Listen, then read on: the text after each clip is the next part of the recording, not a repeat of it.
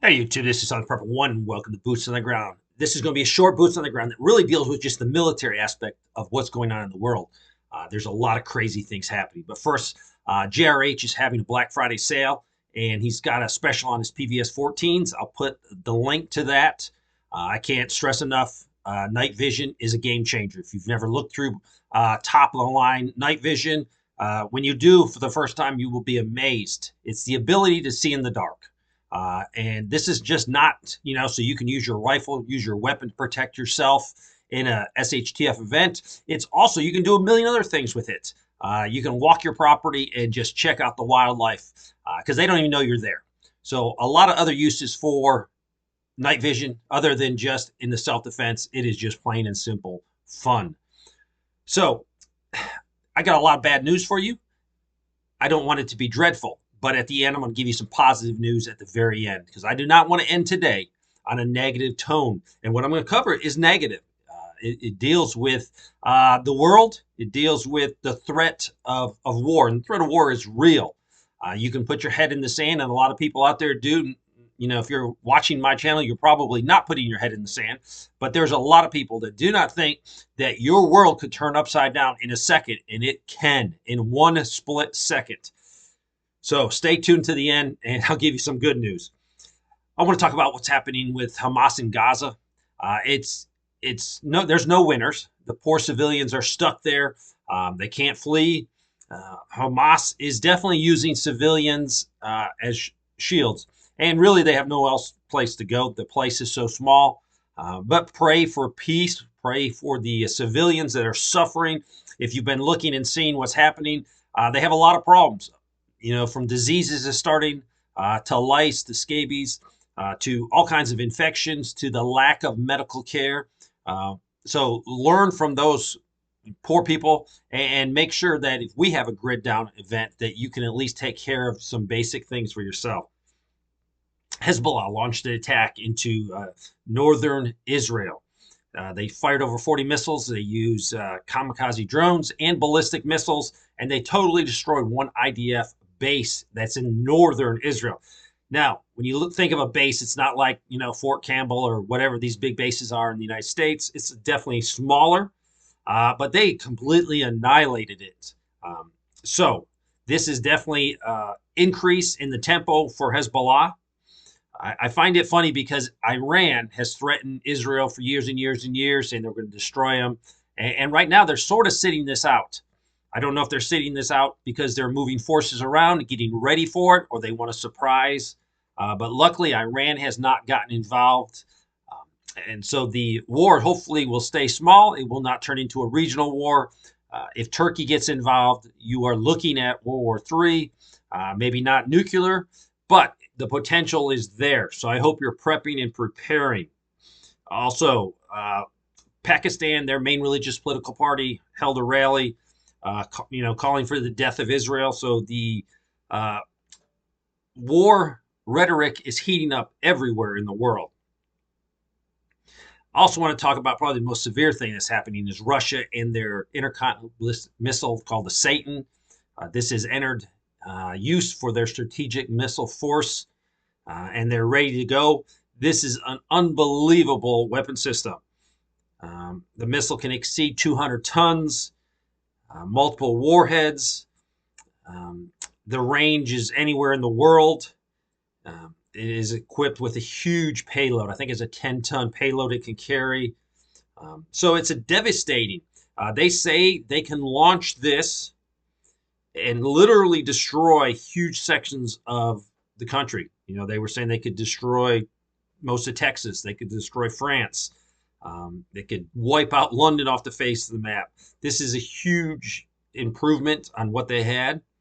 I don't think we have the capability of knocking it out. I hope we never have to find out for real. So I hope you're addressing in your prepping plan the use of nuclear weapons. Some of you might say, Dave, if it happens, I'm just going to sit in the lawn chair and watch it happen. You probably won't. As a prepper, hopefully you have put some plans in place to safeguard your family. Also, France has stepped up their nuclear game. They test fired a long-range ballistic missile. So everyone in the world is getting ready. Hopefully, peace will prevail. I want to talk a little bit about Ukraine. I've been saying it for months. I wish they would just surrender. They're going to lose territory, and a lot of territory. Some of the territory they're going to lose is actually where there's a lot of Russian-speaking people. Um, so they are having a meat. It's just a slaughter. It's a meat grinder. The poor Ukrainians, and there's still some in France being trained right now that will be going in. They have no hope. The United States have really shut down the ammo that's flowing, so they don't have the ammo, they don't have the men. There's a lot of women getting killed because women are on the front lines now. A lot of young people and a lot of old people. They immediately need to cease surrender. Zelensky is probably not going to do that. There's a lot of rumors that there could be a coup. I would support a coup 100%. If it stops the war and if it saves lives, I am all for it. Also, there's a little bit of friction on the Finland and Estonia border. They closed some of their border crossings into Russia. So if you've studied World War One, you've studied World War II, you can see it's always been an escalation. You know, something happens, people counter again, and then it gets to a point where then a little spark can erupt. And this is what's happening in the world. You've probably all seen the Army guidance that they want to accept back into service people that were kicked out because of the you know what. Right now, the military is gearing up for a war. There's no doubt about it. My only advice to any young man or women: do not join the military at this time. It would be counterproductive to you. So they are so short people. I was given some numbers the other day. I'm not going to give the numbers out because I think it's a national security issue. But I will tell you, we are short. And the people that we could draw from if we had to have a draft, which I'm 100% against a draft, those numbers aren't good either. So there's a lot of bad news out there.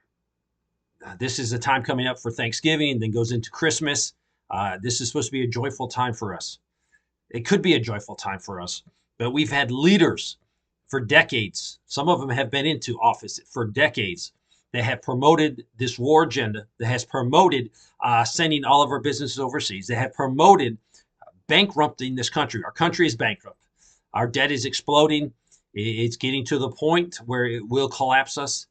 And this is caused by people with first names and people with last names, the people that live in our community, people that live all over the United States. And these people had their own agenda. They've gotten rich. If you look at the amount of money that people enter when they enter Congress or in the Senate, and then when they leave as millionaires, multi-millionaires. And this is supposed to be a public servant position. It's not. It's part of the royalty, and it's part of a bureaucratic system that is just pure evil. I cannot sugarcoat it. It is pure evil. So I do not want to leave you on terrible news, because that's what's happening if you're looking at it. I'm going to give you a couple verses. You might say, Dave, I'm not a Christian. I don't believe in the Bible. Well, just look at it as just some positive messages. Fear not, for I am with you. Be not dismayed, for I am your God. I will strengthen you. I will help you. I will uphold you with my righteous right hand. These are all promises, and fear should not be in our vocabulary. Do not be afraid, for the Lord your God is with you wherever you go. That's Joshua 1:9. 2 Timothy 1:7, for God has not given us a spirit of fear, but of power and of love and of sound mind. In Isaiah 43, fear not, for I have redeemed you. I've called you by my name. You are mine. Psalms 23:4, even though I walk through the darkest valley, I will fear no evil, for you are with me. Your rod and your staff, they comfort me. So we should not have a spirit of fear. If you're a Christian, you should definitely not. You have the Holy Spirit in you. And you know where you're going when you pass away, a much better place. So hopefully you have a positive day today, but keep prepping, keep preparing. The purpose of preparing is to take care of your family and then being able to take care of other people that are not prepared, to sacrifice some of your physical possessions so other people can live. That is what it's about. It's not being, hey, Dave's going to die with a full barn full of food and clothes and ammo. No, Dave has the ability to make sure I fulfill my responsibility as a father and as a grandfather, but also to help those, especially widow people, orphans, and people that cannot take care of themselves. Thanks for watching.